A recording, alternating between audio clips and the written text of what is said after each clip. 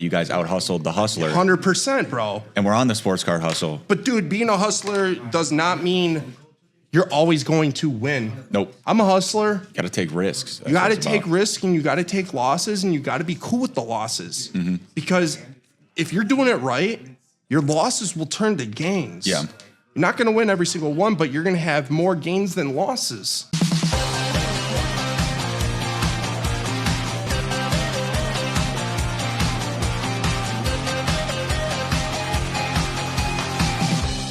Ladies and gentlemen, welcome to the Sports Card Hustle, episode 7. I am Danny, alongside Bryan, per usual.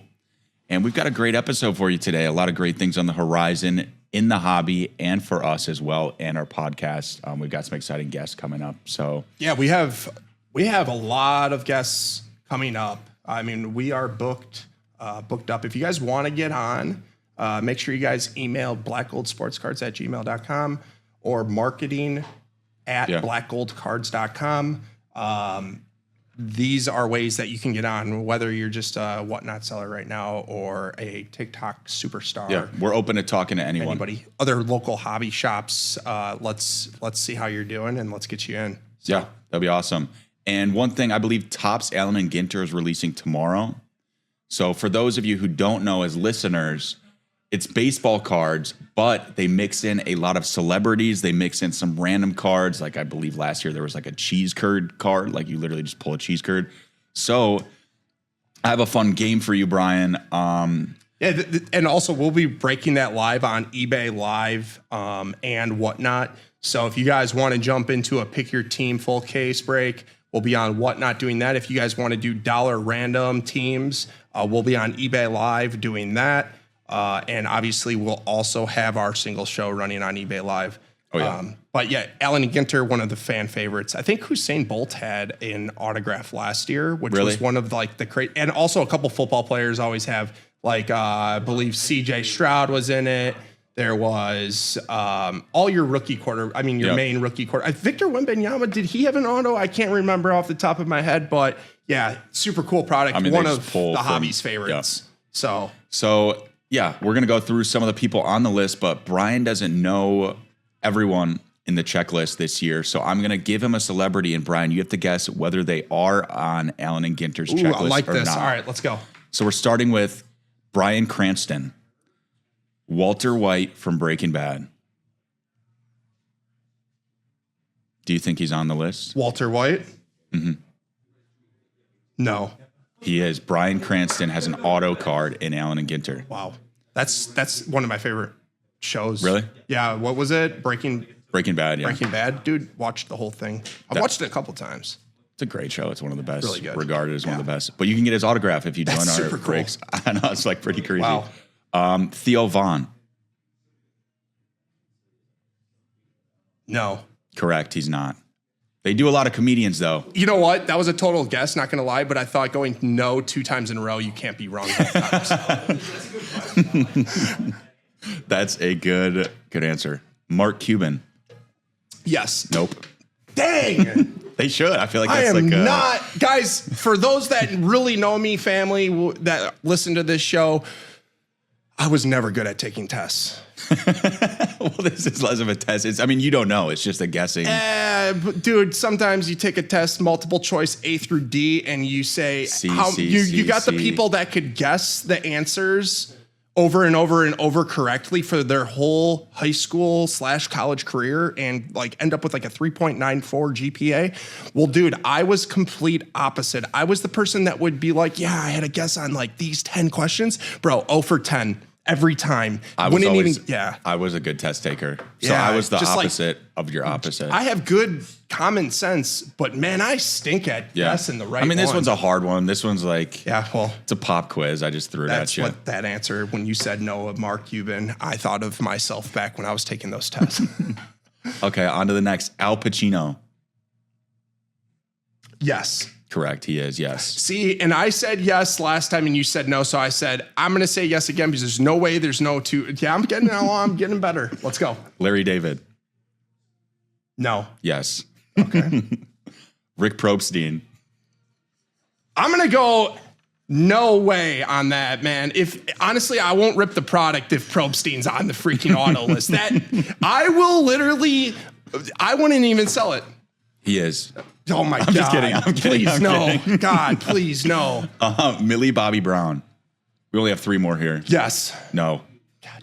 But they did have a Stranger Things collection that came out. I don't know. Yeah. We actually, dude, I can't remember if I don't think we ripped it. Yeah, I don't know. We didn't rip that one. Livy Dunn. Yes. Yes. And Drewski. Yes. Yes. Yeah, I remember Drewski. He was a big. I saw. He was like in all the articles. His picture. Dude, Livy Dunn's gonna sell for a lot, probably. Huh? Oh yeah, her and Paul Skeen's lot. Dude, that'd be kind of sweet. People are gonna really want that one. Yeah, I want that one. I think a lot of people. Not even the autograph. I want. Yeah, she's the one. That's crazy. So with that being said, we have Allen and Ginter. There are so many crazy releases this month. Yeah, this month is absolutely loaded for release. We've kind of gone through, it's been kind of hard to come up with thing after thing to talk about on the podcast, but because the last few weeks we haven't had any big releases. It's been really dry since Bowman Chrome, to be completely honest. Mm-hmm. We've ripped anything and everything Impeccable or anything that comes up in between, and then Bowman Chrome on Bowman Chrome. And it's really hard to find Bowman Chrome now. Holy smokes, the market is dry. So to have these new releases this next month come up is rejuvenating for us as breakers, sports card shops, and for the hobby in general. So let's go 100%. Through it. Yeah, so we got Allen and Ginter, like we already talked about. Upper Deck, the Cup Hockey. That's huge, dude. That Cup Hockey is, I don't know. Obviously, there's probably not that many hockey collectors, but if you are a hockey collector, that is the product. Mm-hmm. That is one of the products. No, it looked like there were a lot of sweet cards in that. Yeah. You have Topps Chrome Update Baseball. Bro, that's coming out. So what does that mean when it's the update versus the regular? It's just more cards or? Yeah, that's a good question. So obviously you have the Topps Chrome, the true Topps Chrome Baseball. Yep. Those cards, obviously everybody, one of the best products of the year for baseball. It's going to have all your rookies in that product that, didn't. So update is for anybody that didn't make it into Topps Chrome. Okay. So if you were in Topps Chrome, you're not going to have a rookie in update. That makes sense. Makes sense. Unless if it's short print and they added them in, Right. So Roki Sasaki was in Topps Chrome, I believe. So he's not going to be a main cover in Topps Chrome update. Sure. Now, he might have an MLB debut patch because so is that where the patches come out? This is where the MLB debut patches come. So all your main rookies will be in there for that, but they just won't be in the main checklist. That makes sense. They won't have autographs all throughout. Your guys that got called up later, was Roman Anthony in... I would have to look at the checklist to give you a better look at it. But Roman Anthony's not going to be in Topps Chrome because he got called up way too late. Right. Now they might put him in update. That makes sense. Makes sense. Okay. Yep. Panini Rookie and Stars Football. That's going to be a good one too. Dude, that's a loaded product for football. NFL or is that college? That's football. That's regular football, not college. That's okay. Licensed. Topps Chrome Basketball, which is I'm super excited for that as an NBA fan. Bro, that product is going to be so big. First Topps Chrome Basketball since 2009. There's been a lot of talk about the prices that these boxes are going for. When they were loaded onto Topps website, people were obviously buying out. They were saying that the boxes, first off, were way too high. But then to even, rub it in their face a little bit more, people that did buy them were flipping them for $1,300 on eBay. Confirmed sales, fellas. $1,300 for a jumbo box. And people were so upset at Topps for putting them at $700 or $650 or whatever it was. But just to show it, do I think it was a little high? Yes. Yeah. I'm a breaker. I buy a lot of product, a lot of boxes all around. Do I know if the product will hold enough value for what you're paying? I don't know that answer. Off the top of my head, it scares me a little bit, but that's just me being completely honest. This product is obviously going to be one of the biggest releases this year, in my opinion, even more than a Topps Chrome Update Baseball, which is going to have those MLB, patch RPAs, one-of-ones. But yeah, this product's going to be absolutely loaded. Yeah. I mean, they're going to have the gold logo man relics of like the MVP, Defensive Player of the Year. I mean, there's just so much stuff. What's your favorite part about that, I know you're a huge basketball person. So like based on like your research, what is your favorite part about it? If I personally had to pull one card, I would want a Giannis auto because Giannis autos are finally back. Yeah, man. He just signed a contract with Fanatics, so that's pretty sweet. No, that's awesome. But the Bucks, I mean, he might want out of Milwaukee. We don't need to discuss that right now, but it's been a bad couple months for the Milwaukee Bucks. Yeah, we just lost by 3 last night too. So to the Washington Wizards, who are like 2-18, just absolutely terrible. Giannis looked very upset after the game. But yeah, I'm excited for that. Then we have Topps Chrome Formula 1, which I think F1 in general is getting bigger and bigger as well. Definitely a nice product right there. You have Cosmic Chrome Baseball. Dude, that's a really nice baseball product. We have Panini National Treasures Collegiate Football and Panini Immaculate Football. Jeez. Cap it off. Just absolutely loaded, guys. Like, I mean, dude, Immaculate Football is huge. Honestly, believe it or not, I know it's college, but the Panini National Treasures Collegiate Football is also a really nice product. It gets a lot of attention just because, like, you get that first true National Treasures RPA, whether it's college or, it doesn't matter. People love that. Right. It's a sweet card, dude. Yeah. So you can't not like it. That's a really cool product. And I like the concept. Obviously, I'm like still new to a lot of it, but the concept of like you get some college players, you don't know how they're going to perform in the professional league, and then you might have gotten a really, really good college player who no one saw panning out to be a star in the NFL, and it and then can transcend time. Just for everybody's reference, Prism Football was on this list. Originally, it got pushed to January 7th. So there was a couple products that Panini pushed. Probably actually, I know it's depressing just because it's Prism Football. Everybody was stoked about it. Yeah. But probably not the worst idea for Panini, considering the month of December is so loaded. It's like overloaded, which is good, bad. It all depends. I mean, that's so much product to focus on. Like, you're not going to be able to buy into every single one. Yeah. Which one are you choosing out of all of them? I know that this might be a tough question for you. It's a really tough question for myself, even if I'm going to be honest with you. So if you had to choose one product out of all of this, what are you choosing? I mean, Topps Chrome Basketball, but I feel like that was the obvious answer for me. I figured. Aside from that, I would do Allen and Ginter. Okay. Because I just love like the concept of them mixing stuff in. I think that's super cool. Yeah. No, last year I really, really liked the Topps Allen and Ginter X. It was like a black, it was like a more of a hobby product. And I mean, they're both hobby products. Don't get me wrong. It was just a more of a, less packs and more autos. It was really a sweet product. Black card, silver ink, red ink, super cool looking. Yeah. I love that. I loved that X last year. It was super nice. So what about you? What would you, if you had to go all in on one? Oof.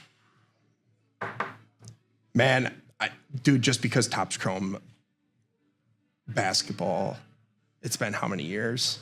It's 2009, I think was the last time. I have to go with that one. Yeah.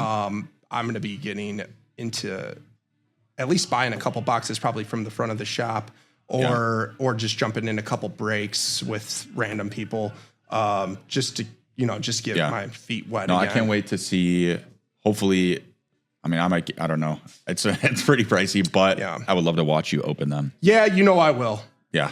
I will. I'm a true collector, guys.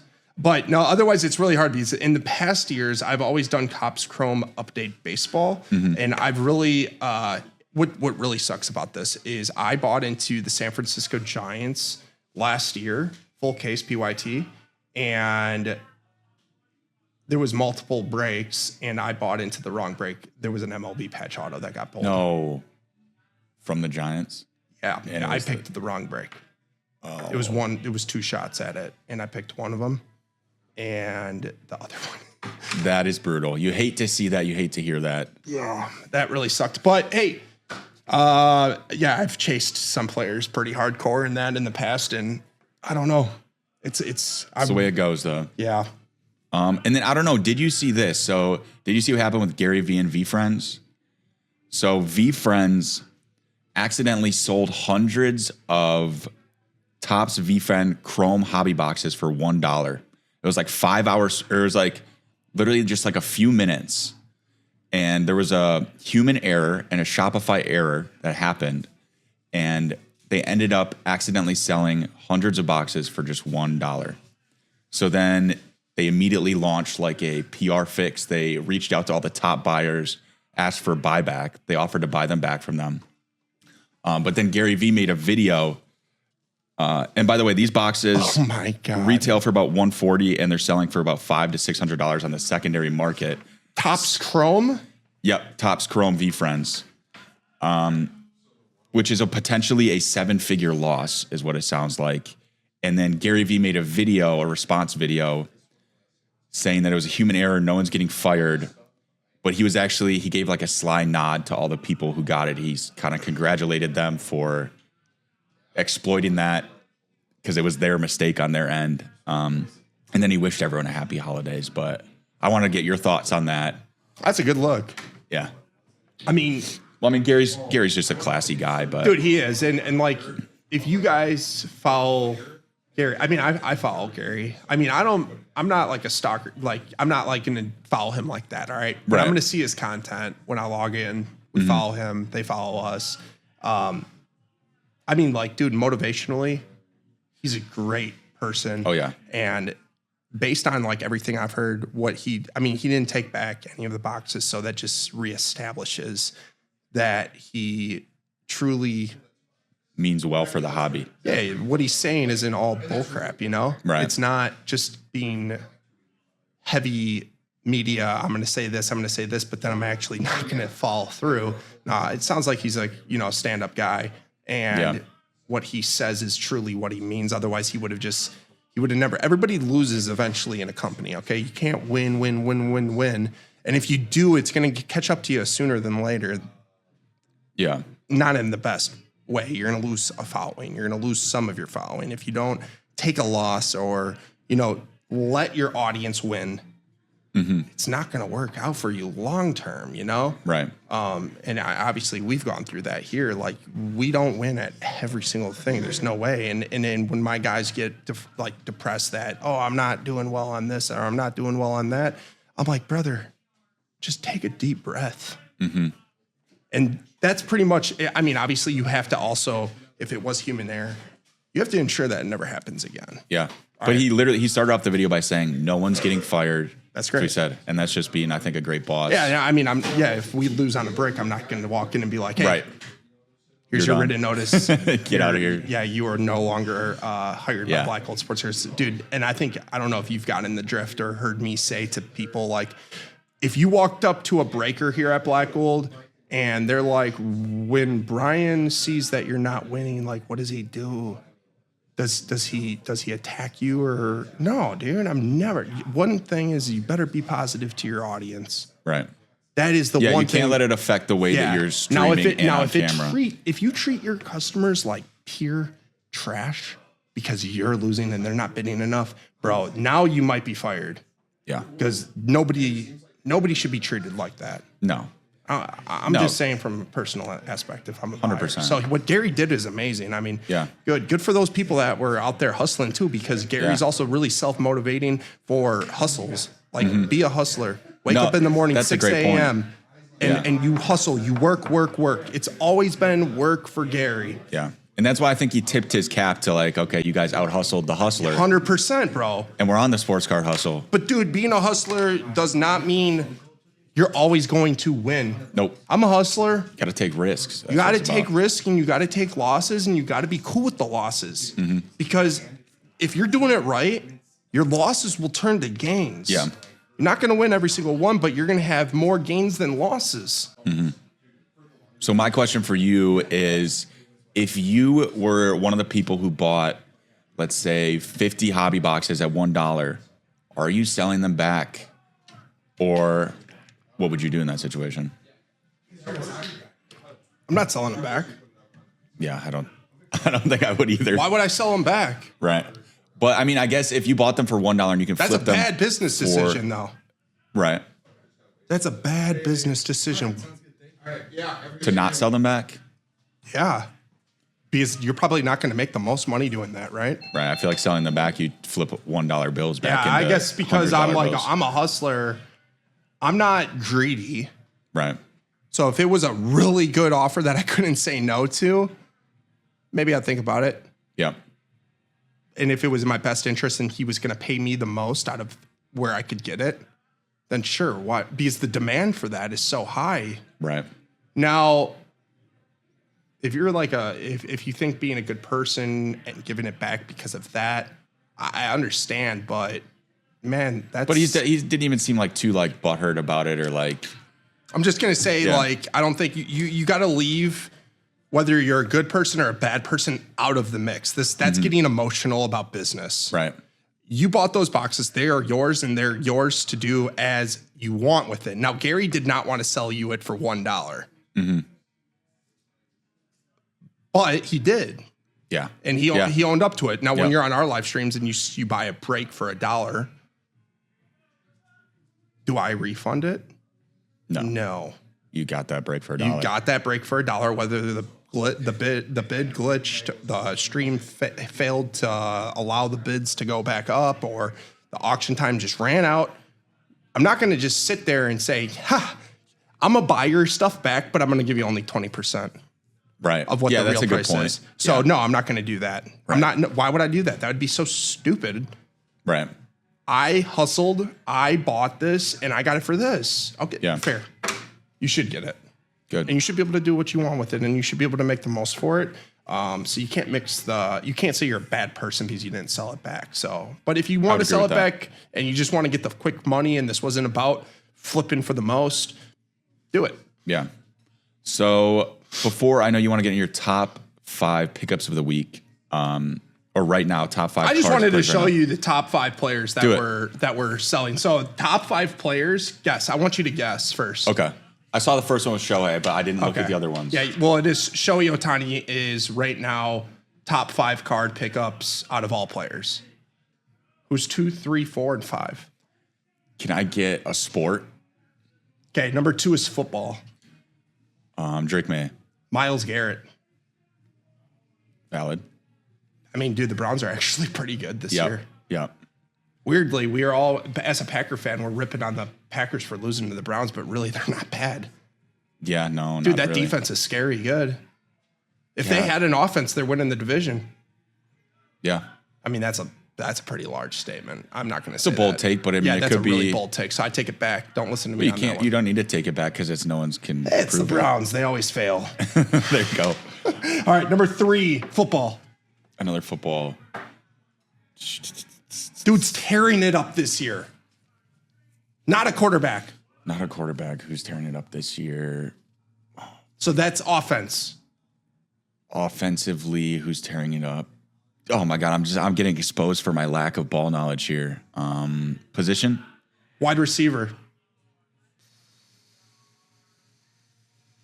Oh my God, it's so bad. All right, you got to tell me. Jackson Smith-Njigba. He's on my fantasy team. I'm so good, annoyed. Bro. He is so good. I know he's scoring 42 in my fantasy. Dude, he's playing really good.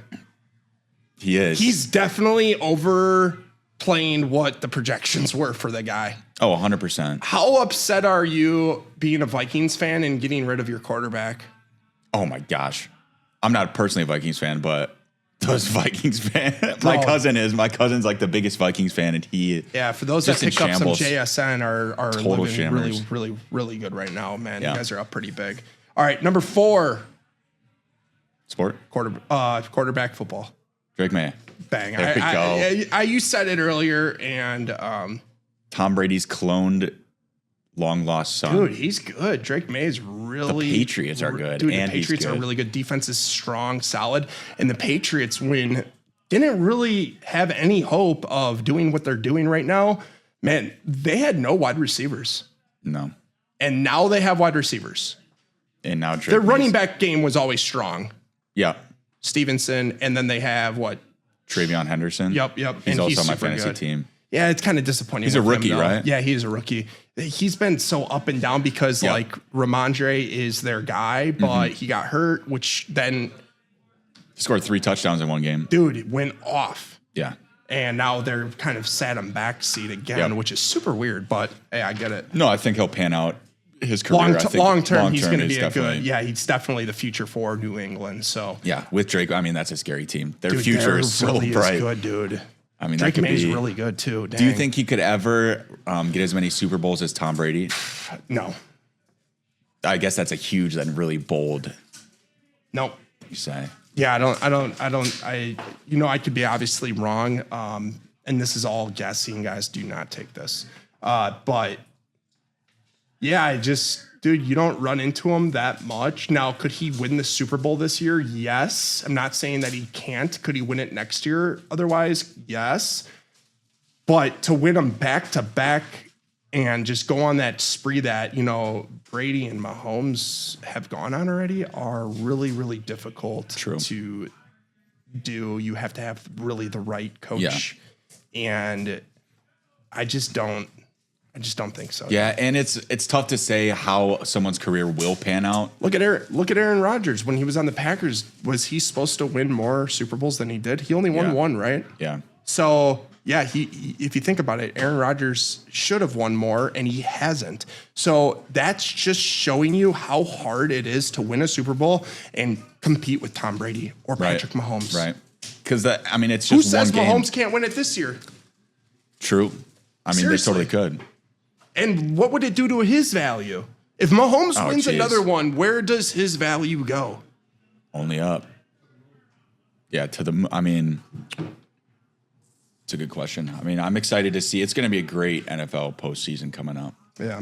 Anyways, the last one's Michael Jordan, and I'm going to make you guess. I mean, you could have guessed it, but that was easy. Yeah. Michael Jordan, number 5 for the top 5 sports card pickups, players-wise. I thought it was kind of cool. No, I like that segment. I think that's a good one. And speaking of Jordan, the 2003 Upper Deck Jordan Kobe dual logo man is on auction throughout December. It should close between the 19th and 21st. It's currently just over $1 million, which is kind of crazy. Dude, that's going to go for way more than that. Yeah, what do you predict it's going to end off at? What platform is it on? Shoot, I think it was like Heritage Auctions. Let me look it up real quick. Yeah, you'll be able to find it. But where does that rank among like other Grail cards? Because obviously that's a huge Grail card. I'm gonna look this one up real quick. Let's see. Just 1 second. No, we're totally good. I can't believe Upper Deck used to do basketball too. That's kind of crazy. Yeah, dude, they did it, and they were like the higher end basketball. So like, dude, the best cards came out of the Upper Deck brand. I feel like I've seen so many just in like my browsing and seeing like sports content and trying to learn more about cards. I feel like I've seen a lot of the big hitters, a lot of Jordan, a lot of maybe LeBron rookie. I don't know if that's fully true or not, but do you have it over there? I think I just found it. Taking me a little bit longer. Man, it is not easy. I typed that in, and it's literally not taking me to anything. Nothing helpful. What Yahoo? Let's see. Dual logo man has already topped 1 million. Let's just click on this. That's the card, right? Yep. So it's not autographed. Yeah, it's not even autographed. It's just dual logo man. Because I think that's when Jordan was with the Wizards, and it was probably the last time they faced off. And then, dude. So wait, the question was what?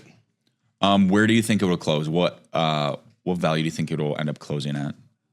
Let me just pull up another. I'm gonna give you guys a visual, like a visual. I want to show a card and show you guys how much this card sold for, and then think about how much this card will go for. Okay. Because I mean, that's a really tough question. You put everybody in a super hard position to guess without kind of seeing where other cards in this high value game fall. Yeah. And there was a dual logo man auto Kobe LeBron, I believe. Let's just take a look.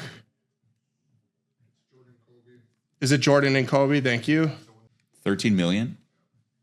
12.93 million. So if you guys take a look and you run through Card Ladder, the 2007, 2008 Upper Deck Exquisite Collection Dual Logo Man autographs, Michael Jordan and Kobe Bryant, signed PSA 6 1 of 1, did $12,932,000 on auction. Well, I believe that was a private deal. And it says it's worth on Card Ladder today 2 out of 5, a 2 out of 5 rating that it actually is worth this, but it's worth $15.5 million today. That is so crazy. Oh my gosh. So let's talk about Grail cards, bro. Yeah. So there's a difference between this card. Obviously, do not underestimate the card that we're talking about right now. Right. Do not underestimate it, but I mean, that's auto. Dude, you can't compete with that, can you? No. Now, the one thing that I saw, no, they're both PSA 6. Yeah, I was wondering, so how does that, like, I feel like if you pull that, don't you take the most care of it? Or does it just come that, I mean, I guess. That's tough back in the day, you know? Yeah. We don't know. It looks, we just don't know that answer. Like, right, because you don't know who opened it or where the life of that card. Right. We don't know those answers. But, man, that is a crazy, crazy question. I think it goes for at least half of the amount that the other one, or like at max. I think at max it goes for half the amount of what the other one. So that'd be like, what, 5 million roughly? Yeah. That's high. In my opinion. My guess, I'm going to say 3.4 million. I think that's a perfect guess. Honestly, if I had a guess, being high, 5 million. If you have two people biting at each other, right, like really biting at each other, I think it gets up that high. But knowing the dual auto logo man, 1 of 1, went for 12.93 million. Yeah, it's not going to go. And if it goes over half, man, that's still crazy. You just overpaid, in my opinion. So it's a bad buy. Yeah. Unless someone might just have a really big collection of Kobe or NBA. I believe I know who's going to be buying this card, and it's going to be really hard to outbid him. There is a content just because, like, it's going to go into an index fund that they're creating, and who is it? Shine, and who else is it? It's like some Wall Street Euro. They teamed up. They're starting to buy out these high-end cards, and what they're going to do is they're going to put them into an index fund. That's a pretty solid count. Okay, yep. So look at this one. So this is 2006-07 Upper Deck Exquisite Collection, all NBA Access Triple Logo Man, Michael Jordan, LeBron James, Kobe Bryant, Game Used Logo Man, Patch Card 1 of 1, PSA Authentic. That one sold back in August 6, 2022 for $1.68 million. Current Card Ladder value, that's low, $2.83 million. I think that's a little low. I think we could go up a little, but if you take a look, that one probably is, 3.5 is probably right around the right answer, I would say. That one's nasty, dude. Which one would you rather have, that one or the other? I think I'd rather have that one. I would too. Yeah, the triple logo man. Yeah. So, yeah, I would say probably like 2.5 to 3 million. Yeah. Dude, imagine having that much money and being able to be like, I'm going to buy this card. I saw a video the other day of, it was Dana White. He wanted to buy a Shohei card, and he went on a trip somewhere and was talking to the guy who owns the card, and he was going to buy it for $5 million before the World Series. And then the World Series happened, and the guy wanted $10 million for it. And then Dana was like, I'm kind of stupid with my money, but I'm not that stupid. But then it could, I don't know. Is it stupid? He's doing something that nobody else has done in baseball. Yeah. And that's, I would say the baseball, your market cap is so high. Yeah. It has the most collectors. if you think about it, you could look at graded cards on. I was actually taking a look at Gem Mint. So if you guys take a look at grading reports, take a look at Gem Mint, guys. I believe they have a website. But let me pull this up. I mean, yeah, I understand where that's coming from, but I think doubling the value on 5 million is just like a gem rate. Excuse me on that, crazy. Not Gem Mint. It's called a gem rate. So if you guys take a look at this, what it does is it shows all your grading companies. So you guys got gem rate, huge tool for sports card collecting, where grading companies are emerging, which sports are being graded the most. So we have obviously PSA. A lot of people, what's your thoughts on PSA? You've heard over, the talks here at the shop, customers coming in, customers coming out. What is the hobby's thoughts right now on grading with PSA and other companies? PSA to me seems overwhelmed. It seems like they're moving very slowly. People aren't getting their cards back at a reasonable time. I don't know fully in terms of like grading, where some people are getting, like, apparently they're breaking, let's see here, actually, grids by category. Yeah, so that's a super cool report where this is going to even break out. Yeah, it's going to break down what category.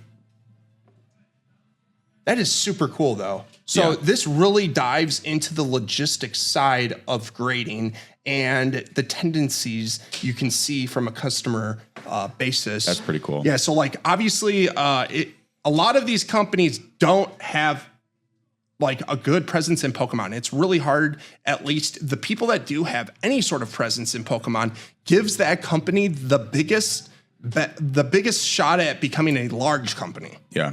Okay, so like SGC, no Pokemon. They have no Pokemon at that company. Honestly, SGC is torn apart right now. I don't even know if they're even accepting submissions. Yeah. We don't grade with SGC just due to the fact that there is really no dealer rate. If you're going to send in, you might as well just send them in on your own. Right. And so CGC does significantly more than any other company outside of PSA. They're at 374.1. PSA's at 1,016.5 for Pokemon. That's crazy. That is pretty. That just shows the CGC's potential. Right. Clearly, the only number 2 in the game.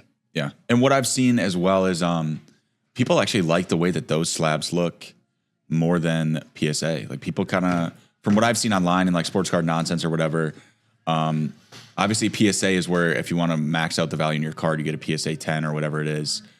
But people aesthetically like the CGC slabs or the clean, or where it's like gem. Yeah, the black. Yeah, the black and white. And then you got the pristine 10s that really resemble like that old school Beckett Black Label 10. You know, like I think it's changing. Obviously, everything is changing. Beckett's kind of off planet Earth right now. Yeah. And probably long shot at them coming back. Anyways, CGC has their pristine 10s. That really reminds me of the Beckett Black Labels, which is awesome. I really like that feature. They have continuously gotten cards back within 1 to 3 months at the lowest level. Where does PSA usually, would you say, what type of range does that look like? I don't know, man. 3 to 6 months. Yeah. Minimum. And dude, if you get them back in 3 months, please let me know who you're going through. Because I'm a verified dealer, and Black Gold Sports Cards is a verified dealer with PSA, and we're getting ours back like 4 to 6 months. Jeez. Yeah, it's crazy. So, and then people are, I had a customer come in here. He didn't sub with us, but he's like, yeah, I'm gonna call the credit card company, and I'm gonna appeal my charges with them. I remember that guy. Don't do that, guys. Because it will just screw you, right? Dude, it's not gonna just screw you. No, you'd probably get your money back, but what they're gonna do is they're gonna deactivate that cert. And if you plan on selling those cards ever, and you don't disclose that there's a deactivated cert on those cards, you're going to screw the person that buys it. So now it comes down to a game of morality. Right. Really, it's morality at that point. And that's not a good, in my opinion, as another collector to another collector, that's not cool. That makes sense. So don't do that. You've accepted terms and conditions when you sent them off. If you felt like you didn't want to do that and allow PSA to give you upcharges or charge you for how much they are and take their time, you should have never sent your cards integrating with them from the get-go. So it just sounds like you needed to be more informative about your decision making. And so in the end, just don't charge back. Right. So it's more of a like out of sight, out of mind, like ship them and just wait and just what you got to do. Just wait, and just be patient. Once they're out, be patient. Dude, just be patient. Otherwise, get out of the grading gig, all right? Yeah. Don't grade your cards. If you can't learn how to be patient, just don't grade them. Right. Best advice for grading cards that you can take right now. 100%. Once they're out, forget about them. Once they're in, we'll give you a call, or PSA will notify you and you'll get your grades and they'll ship them back. Yeah. So with that being said, unless you have any other closing thoughts, I think that wraps up episode 7 now, which is kind of cool, of the Sports Card Hustle. Thank you guys so much for tuning in. We have some exciting stuff in the pipeline, and we can't wait to share it with all of you. Yep. See you guys next week. Appreciate you all. Have a great week, everyone, and bye. See ya.